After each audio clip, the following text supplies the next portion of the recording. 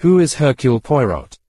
He was born in Agatha Christie's fertile brain, a refugee from the German invasion of Belgium that brought Britain into World War I, the Great War of 1914-18.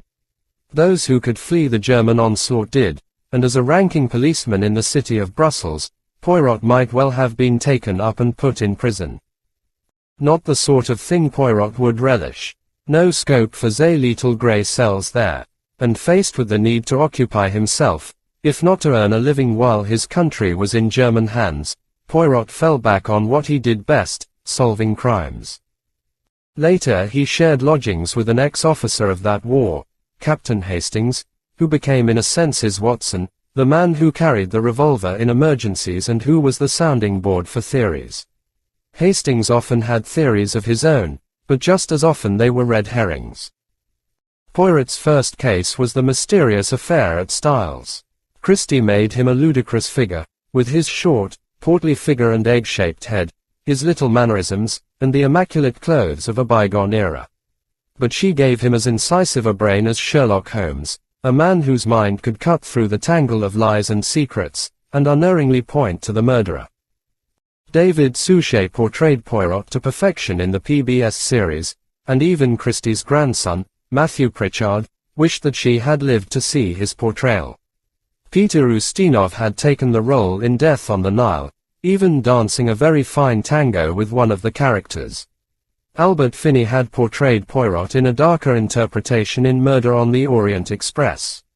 But it's Suchet who captured not only the outward appearance of the man but the inner strength and intuitive intelligence that has given Poirot so many years of life and led new generations of readers to discover him on the printed page.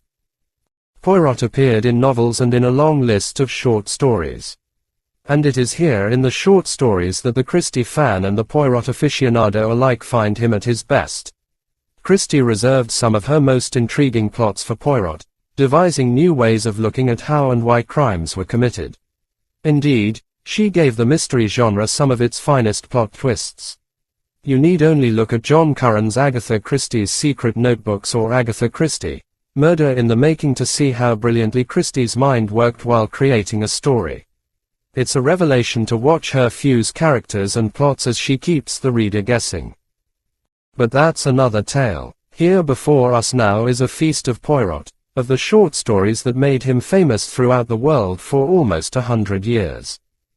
If you haven't discovered this pompous little man with the marvelously razor-sharp mind, here's your chance, an omnibus to savor, to dip into when you want something fun to read that keeps you on your toes spotting clues, to put on your shelf as a collector's item, to carry in your bag for the next flight or the long commute or sitting in a doctor's office, or to use as a companion over lunch on a rainy afternoon or at bedtime when you want to put aside the cares of the day. Poirot is all this and more. He's the epitome of creativity. He's the legacy of an extraordinary woman writer who can stand shoulder to shoulder with Conan Doyle and give the mystery genre a character as famous and long-lasting as Holmes. Even her titles are evocative, often a play on familiar nursery rhymes.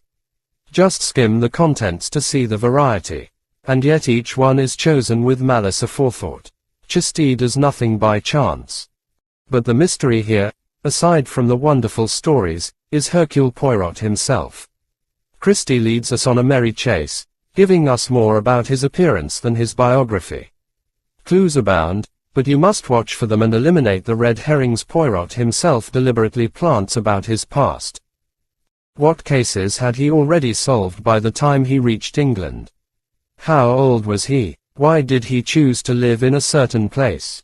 Why was he well known to the Belgian royal family? Why had he never married? What was the connection to Captain Hastings? And what was Hastings's first name? There was a statue of Poirot in a Belgian town, but was this his birthplace? And look at his clothing. Where did he find the money to live so well, this refugee from war? Poirot himself is an enigma.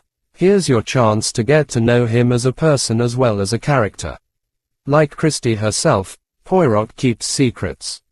A brilliant woman who wrote mysteries, a brilliant detective who solves them, a collection of his life and works as well as hers.